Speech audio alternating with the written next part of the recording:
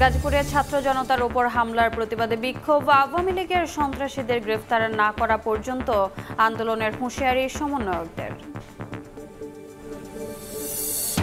গাজীপুর সহ সারা দেশে operation devil hunt শুরু আজই, স্বরাষ্ট্র মন্ত্রণালয়ের সভায় সিদ্ধান্ত। ডক্টর ইউনূসকে নেতিবাচকভাবে তুলে ধরছে ভারত, অভিযোগ প্রেস সচিবের। সরকারকে ব্যর্থ হতে দেবে না বিএনপি, বললেন রিজভী। দুঃশাসনের বিরুদ্ধে লড়াইয়ের ঘোষণা জামাতের। চাকরি ফেরতের দাবিতে প্রাথমিকে নিয়োগ বাতিল হওয়া প্রার্থীদের অবস্থান কর্মসূচি ও পদযাত্রা। হাইকোর্টের রায় বাতিল না হলে লাগাতার কর্মসূচির হুঁশিয়ারি। এবং শাহজালাল বিমানবন্দরে একই চত্বরে ঝুঁকি নিয়ে ওঠানামা করছে হেলিকপ্টার ও উড়োজাহাজ। আকাশপথ নিরাপদ রাখতে দ্রুত আলাদা বন্দর নির্মাণের পরামর্শ।